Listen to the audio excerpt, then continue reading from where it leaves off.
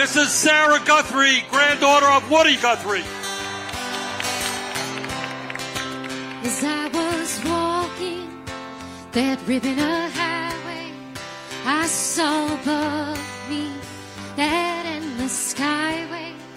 I saw below me that golden valley.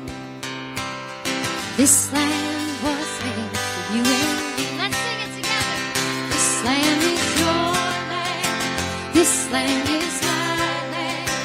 From California to the New York Island, from the Redwood Forest to the Gulf Stream waters.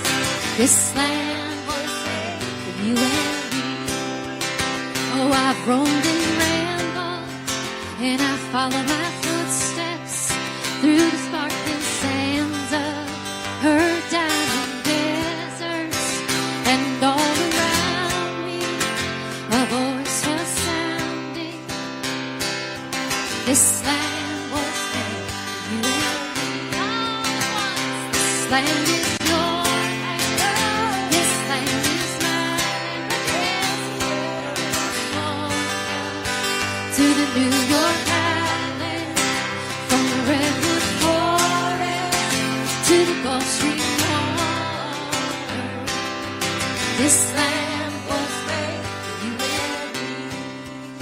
There was a great high wall there that tried to stop me, and on the wall it said no trespassing, but on the other side. From WBRN Radio and on the Boston Red Network, the NBC Democratic Debates. We are on the, the 27th of June, 2019.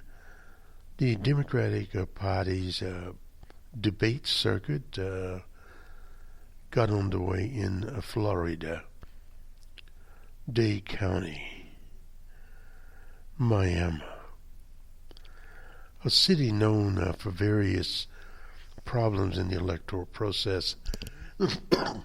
If you recall from 2000, the election was stolen from Albert Gore of Tennessee by G.W. Bush in the state of Florida. So Florida has played a negative role in American elections for the past 20 years. But the debate on Wednesday was a unique opportunity put forth by the commercial media. And this is what you have to understand. The field of 20 was divided arbitrarily into 10. And we'll get to the roundup of the candidates. But basically from our roundup is we did not see the full debate, but we did read several reviews and hear several reviews of what happened. And all we basically can say at this point in time that from the BBC to the Washington Post and what have you, Mr. Castro, who is out of Texas, Julian Castro. He was a functionary in the Obama administration with the housing division, evidently. He staked out his, what you'd call, his big well in a general election. Because although the forces of D.J. Trump are centered on immigration, build a wall, etc., most of the American population is not. That is the reality that we face. Thus, when the corporate media would promote Mr. Castro as, quote-unquote, a rising star. Now, on the stage there were many people.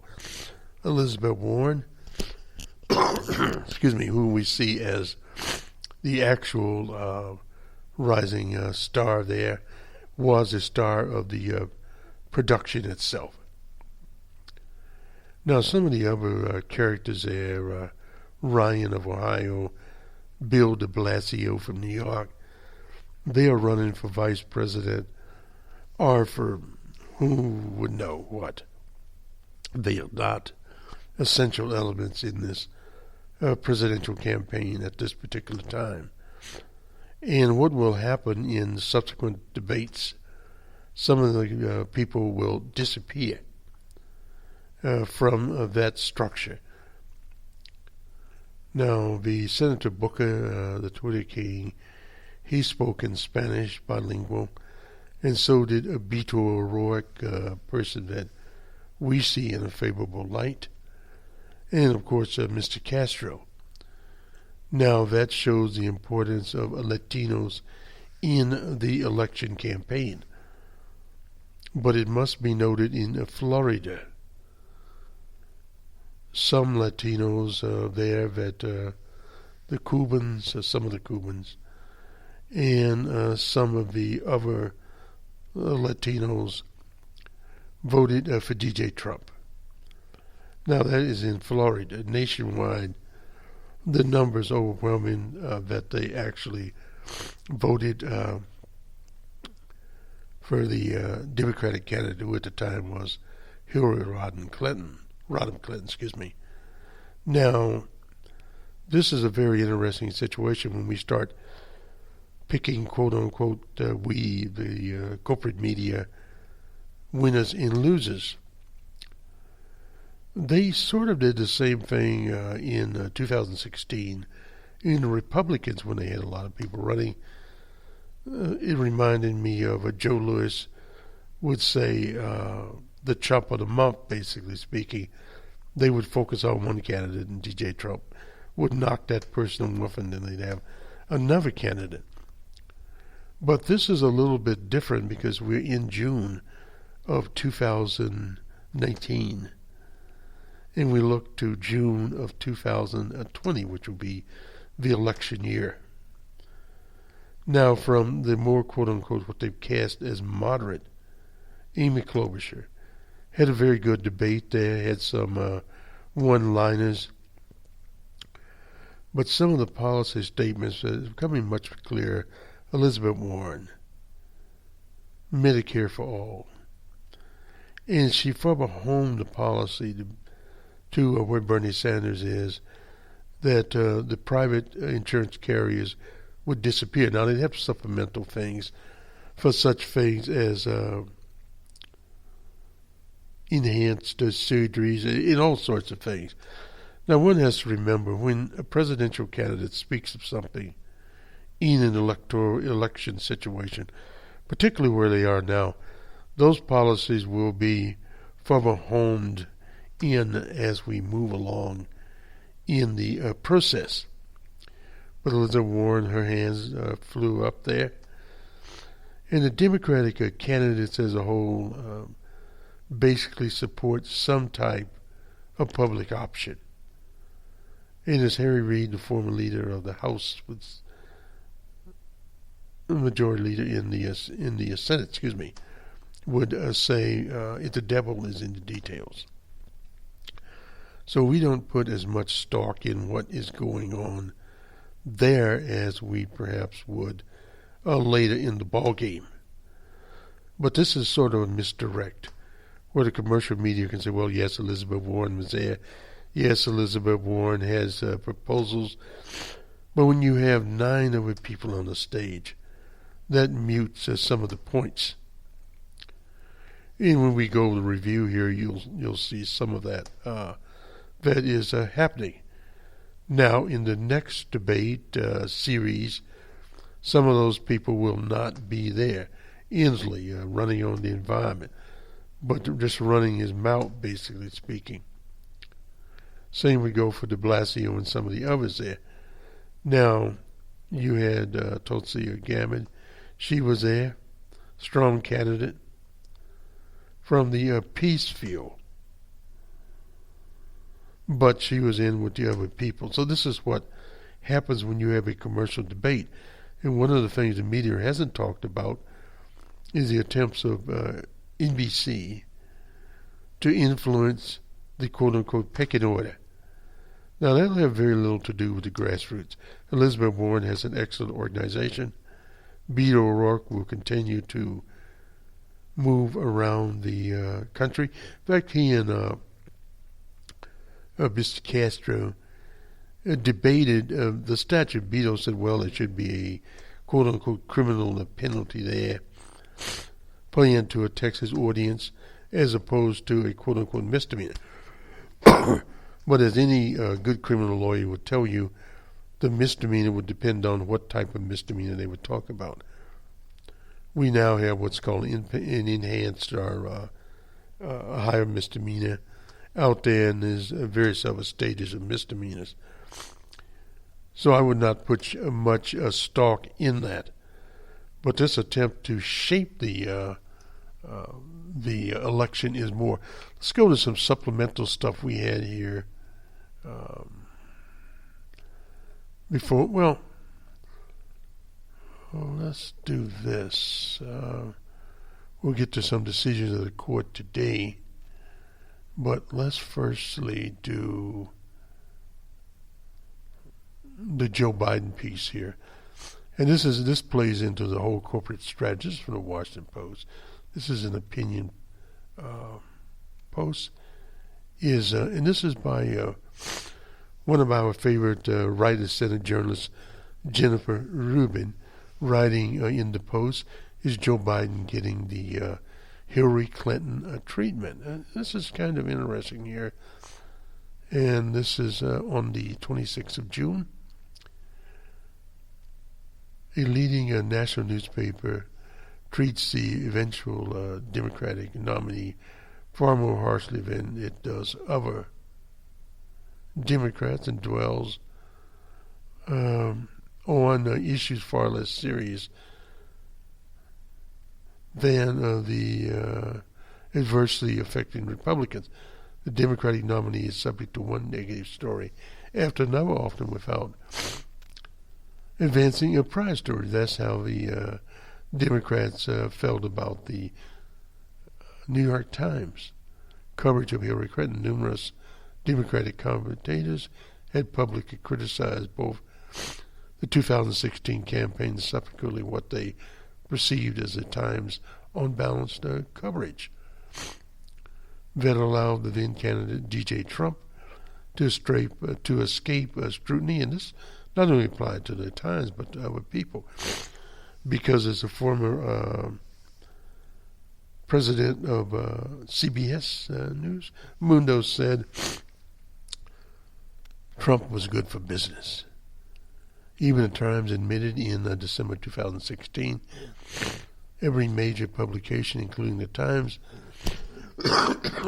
published stories citing the DNC, Podesta, etc., posted by the WikiLeaks. Now, this is enlightening given the situation of Julian Assange and Chelsea Manning. They're both in jail, being tortured, etc. And in 2017, a team of researchers found a troubling pattern not only in the crime at Times, but across multiple mainstream media.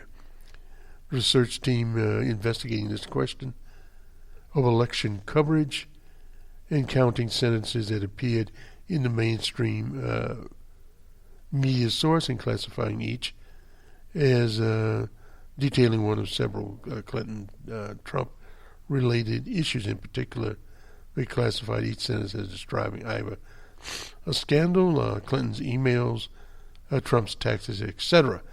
They found roughly 4 times as many Clinton-related sentences that describe scandal as opposed to the policy.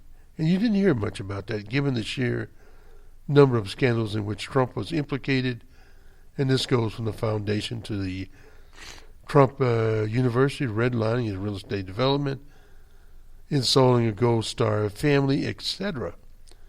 What they dwelled out there, and this is what they found, of 1,433 articles that mentioned Trump or Clinton, 291 devoted to scandal in other personal matters. In other words, comparing the two data sets, the number of personal scandals. Stories for every policy story was 3.4 for the front page, 4.2. They have further restricting policy stories. In 6 days, the Times ran as many cover stories about Clinton's emails as they did all the policy issues combined in 69 days. Now, this is very interesting. And so, let me move on. Fortunately, for former VP Biden, history may be repeating itself. It doesn't. A case in point is the New York Times front page article with a catchy web headline, "Lock the SOB Up, Joe Biden and the End of Mass Incarceration." Now, they've talked about this before. This is online with Super Predator. Now, this is to African American voters, and this is some of the things they tried to blame on the Russian. And this is one of the reasons we at this mic never bought the Russian story. But a closer look at the article shows how weighted against Biden is in reality. For example, articles persistently refer to Biden's work with the segregationists. We talked about that. That was James O. Eastland. Biden accurately noted that he presided over the renewal of the Voting Rights Act. That was in 1982. For 25 years as a top Democrat. He was on the Judiciary Committee. By 86, they had the anti-drug abuse bill passed the Senate 97-2. The crime bill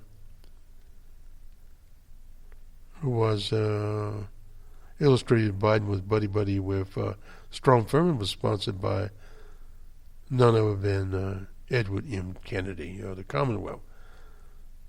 That bill initially passed the Senate. It was on a voice vote, so no one was in it. At the time, made much of Biden's work with Thurmond. I was thinking they're talking about Eastern. Anyway, you read down the paragraph 7, you learn that Biden's counterpart of the Judiciary Committee, and more than 30 paragraphs down to the beginning, 18.1, Thurmond was chair of the Judiciary Committee. I remember when he was.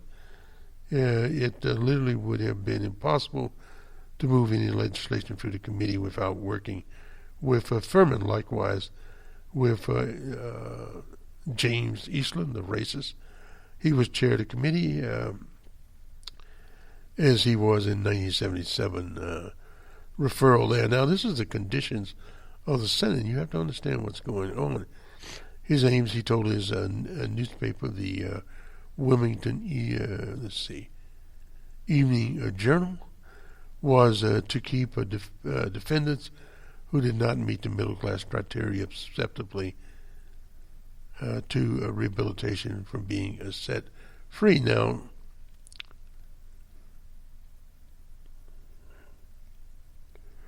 well, that sounds sort of bad, except that if you go to the article, you'll find that Senator Kennedy, who was managing the bill in the committee, said he agreed with all Biden's arguments, but preferred to keep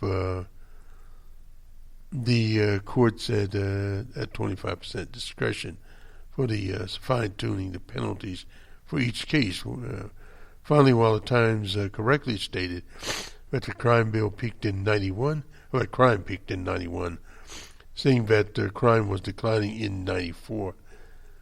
The crime rate remained close to abnormally high in a country of, at the time, 260 million people.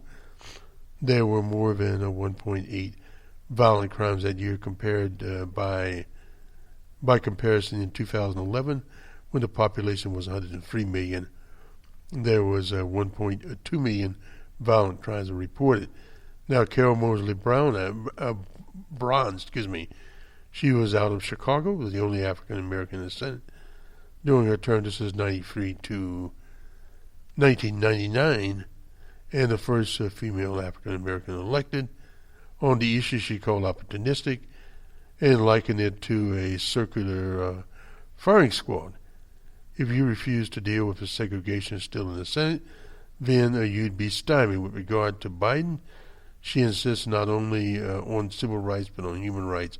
He was always there. So, okay, Carol Moodley Brown puts in something for him. To be clear, there's no reason to believe that the Times is out to get Biden. But in its repetitive coverage of what it fashions as a scandal, it risks duplicating the experience of Hillary Clinton. And this has been out there, but the Times is not the progressive newspaper that one would think about. Let me just grab one of an article from this series. Excuse me.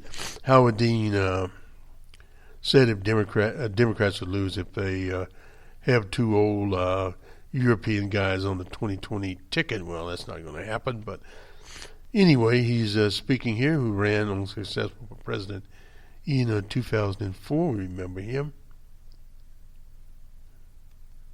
And he later was chaired Democratic Party. If we had two old European guys atop the ticket, we would lose. And Donna Bazile chimes in. She's now working over at Fox News. Had to pick up a few extra pennies for a garden in New Orleans. Anyway, the former chair, Democrats need to energize young people, people of color, and women to win. There's no doubt about that. In fact, Bernie Sanders is doing exactly that. Dean and Bazile were speaking hours before the first debate. Now, in that debate, it's interesting here, and let me just make this point here. The 6 contenders are women, 4 are people of color, and one, Buttigieg, is openly gay. Now, he's from a small town of South Bend, Indiana, but he's been scarred by a police shooting of an African-American male in South Bend. And I've been to South Bend. It's been some time since we were in South Bend, but South Bend is a very small town. It has Notre Dame University and nothing, basically speaking. A parochial setting there, and how does a mayor from a humble hamlet of 100,000 people get into the presidential race?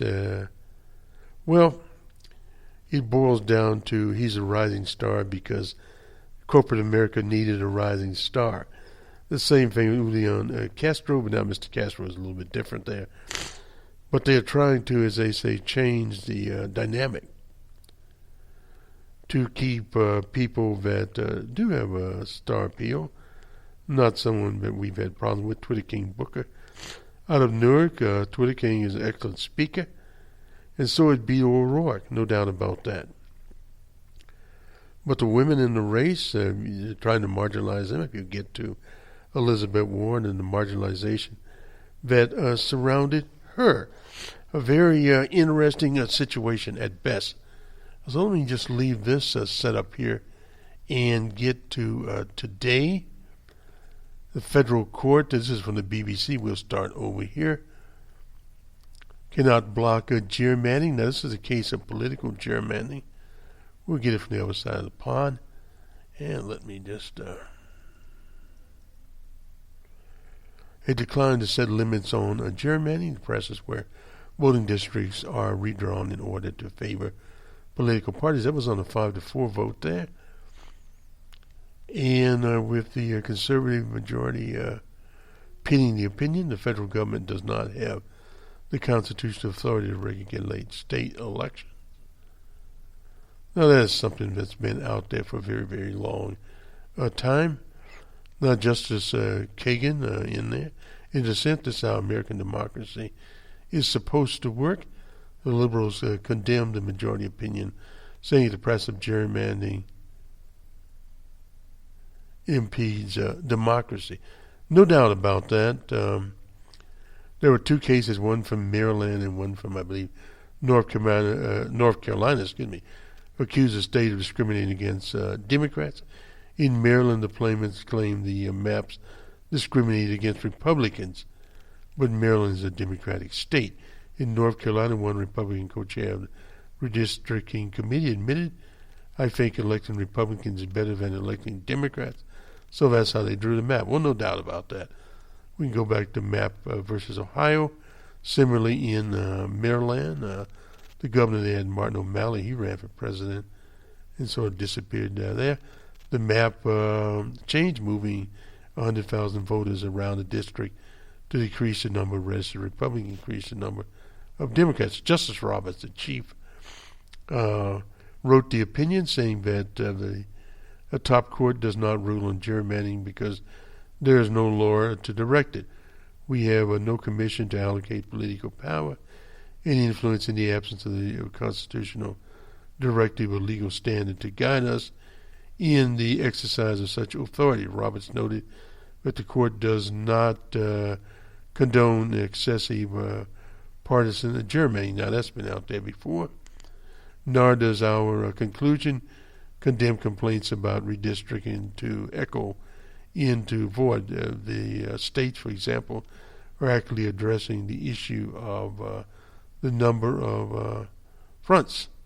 He wrote that there is a no fair district amendment in the Constitution, only that the provisions of the state statutes there. Supreme Court has been dancing around the issue of partisan gerrymandering, and this is from Anthony Zurcher. He is the North American reporter for the BBC. And because of advances in data science, and it is that now using AI, gerrymandering has become a process conducted with near statistical certainty. Disfavored voters are spread out between districts, etc., etc. Justice Kagan, on behalf of the Liberals, and Ginsburg, Breyer, and Sotomayor, said that gerrymandering debases and dishonors our democracy by promoting partisanship above respect for the popular will. So this article, we chose it because it is fairly what we call meaty. For the first time, the court refuses to remedy a constitutional violation because it thinks the task beyond judicial capabilities. The partisan gerrymanders, in this case, deprive citizens of the most fundamental of their constitutional rights, the rights to participate equally in the political process and to join with others to advance political beliefs and to choose their representatives. She argued it's not beyond the Supreme Court to regulate the process and beyond our system of democracy. So that is basically it in a nutshell. Let me just grab one other thing that's been here that happened in Boston. This is Wayfair. A number of workers walked out and protested on the 26th. Online houseware site Wayfair walked out, that was on Wednesday, protesting the company's sale of furniture to the operators of facilities that detained immigrant children. Hundreds of supporters and workers gathered at on the green in front of the Trinity Church. A prison is, with a bed is still a prison, no doubt about that. Oh, I didn't know Wayfair was doing this. Sad situation there. And so that was what some of the people had to say. And this is from the Boston Globe. And a nice picture of a lady here. The year is only half over, but it's too soon to pick. The 2019 most tone-deaf bosses. Wayfair's co-founders there. Steve, Connie, etc. here in that decision. So let's move away from it. And as let me see if we can.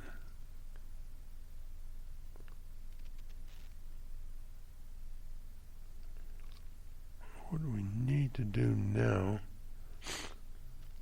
is move to current day. We will do that right now. This is on the question of citizenship question, I should say, on the census, not to be redundant here. DJ Trump asked his lawyers if he could delay the census. The census could not be delayed. He said he called the Supreme Court's decision totally ridiculous. Well, the question, the census is mandated in the Constitution. It's a count of all persons, not citizens, but all persons. It came with a tweet from Japan where the G20 is meeting. Let's see, his administration planned to put the census question in, saying it provided a contrived reason for wanting the information. A completely consultant that has since passed provided that information, and that old what was his name, decided arbitrarily to put the question in. It seems totally ridiculous that our government, indeed country, cannot ask a question about citizenship. I'll have to ask the lawyers about it. Well, he can forget that. The Supreme Court, nonsense.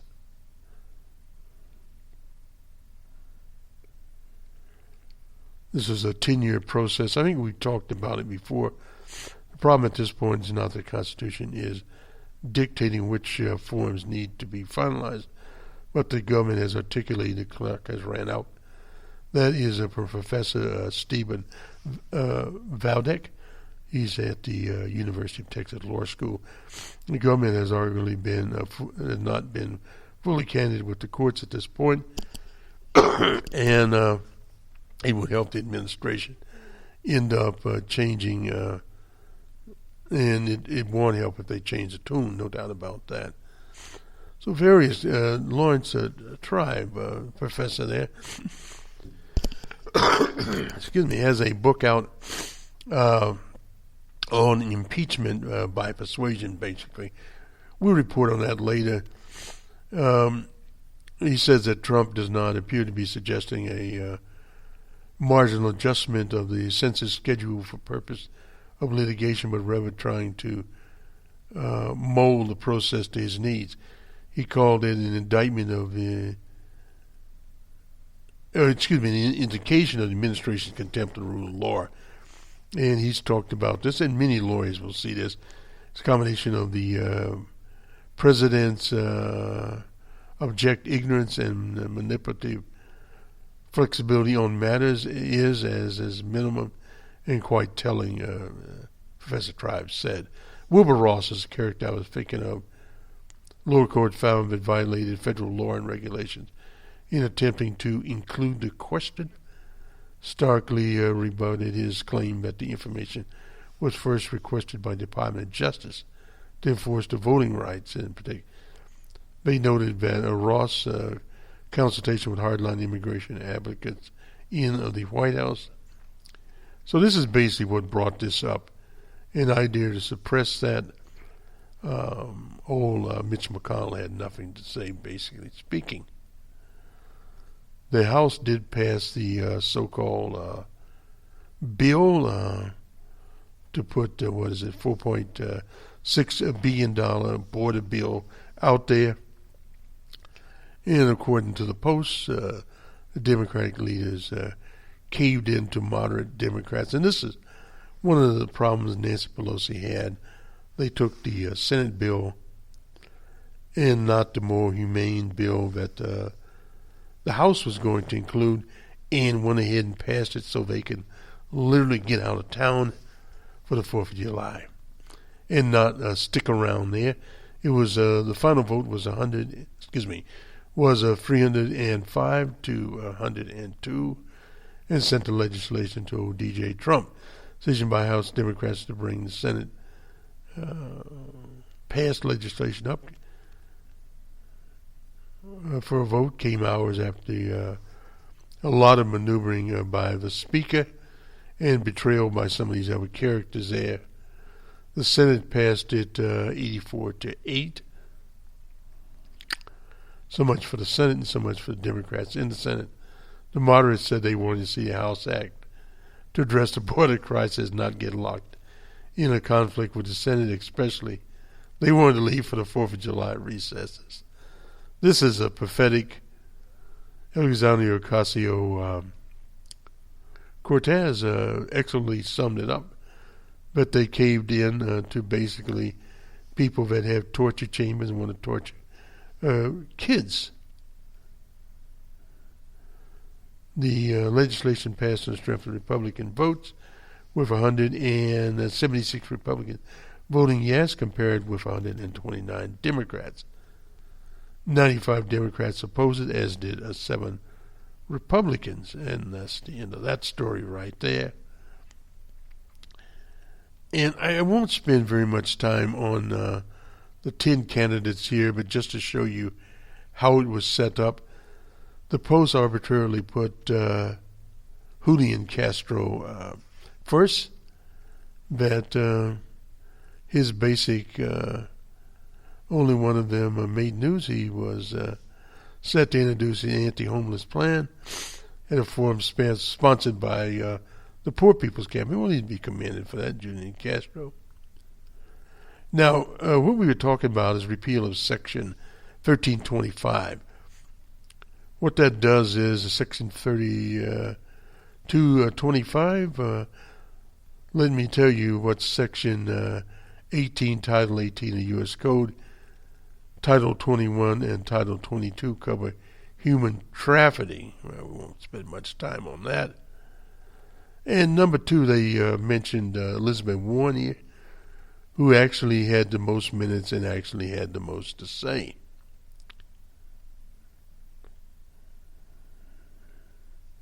The quest for fairness in candidates' optimal time hurt Elizabeth Warren. Nobody, she never got a chance to spell out long-held, and they called dovish Afghan policy. She never got a chance. Or seize a moment to talk about the 1 or 2% of wealthy people that, let's see here, help push her back into the primaries first year. Well, this is just ridiculous. This is an attack on Elizabeth Warren. And yes, Medicare for All, she co-sponsors that. And Lester Holt then let the senator tie it to an overall overarching critique of corporate profit. This is just, and they list Bill de Blasio. You can forget about him. Tulsi Gabbard, well, they also tried to, who voted to prevent Syrian refugees from entering the U.S., praised Russia for bombing Syria. And anyway, it's just an attack on her. Period here. And they have Cory Booker down number 5. He should have been up further than that. And number 6, Amy Klobuchar. Lucky for Warren, who was a dead center in Klobuchar's criticism of Medicare for All. One of the most memorable lines of the Minnesotan was a rebuff to man's planning. She shot at Jay Inslee. Well, who cares about what Jay Inslee had to say? She had some other things to say there. Nothing else she said was so memorable. Klobuchar remains the candidate of do not harm the Democrats out of the middle. Anyway, so we'll leave that where it is. There's really no reason to bring that out. And we're getting down to about the end. Now, the All-Star, we'll get on that on Friday Job or tomorrow. But the All-Star voting is a little different this time. They will be making some final selections on ESPN. Let me just jump back here real quickly here and catch this up as our little sport thing here. We're running late on everything today, but we'll try.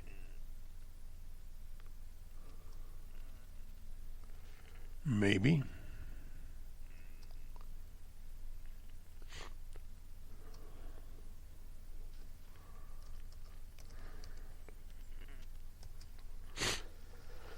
Incidentally, we are now on Google Podcasts. The Boston Red Network is there.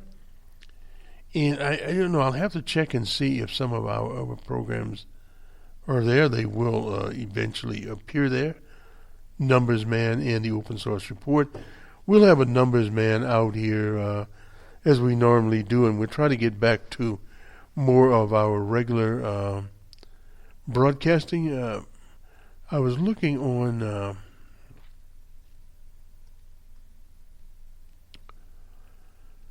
one of the apps at Bat, and I found this out today.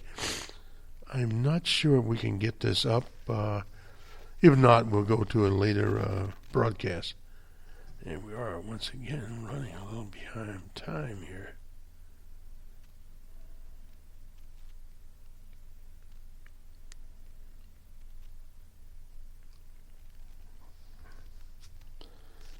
And we will see. Incidentally, we'll close. We started out here with Sarah Guthrie, the granddaughter of Woody Guthrie, and this is called All-Star Election Night. We'll have more on it coming up here in some of the series here. Let's see if we can. The All-Star Game, incidentally, will be on July the 7th and 9th in Cleveland, Ohio. And I guess we'll sum this up on Friday Java. But the whole idea of what was interesting at best, we'll say, coming up.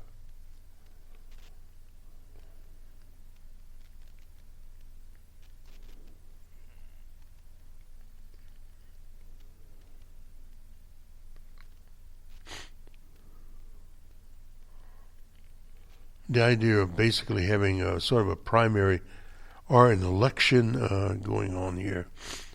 And I'll just briefly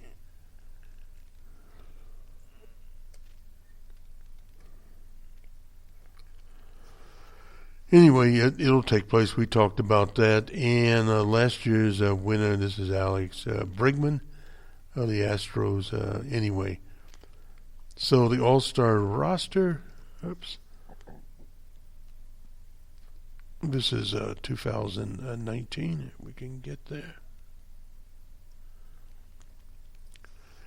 Okay, the National League starters, Wilson Contreras of the Cubs. I know that. We can get that in here. Maybe we won't.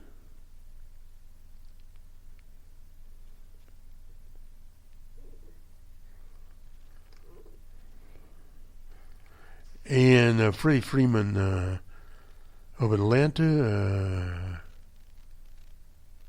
The D-backs will have in there Ketel Marte. And the shortstop will be Mr. Bias of the Cubs. And Nolan Arnaro, excuse me, I mispronounced his name here, of the Rockies, and they don't have some of them here. In the American League, the catcher Gary Sanchez of the Yankees, Carlos Santana of the Cleveland Indians. Oops, we don't use the word in. Sorry about that. DJ LeMahieu of the Yankees, he'll be the second baseman shortstop there. Jose Polanco of the Twins. And Alex Bregman will be at at third base. Now, some people are left off here. Anyway, this will do it for us. This is Boston Red from WBRN Radio and on the Boston Red Network. We're on the 27th of June, 2019. Good day.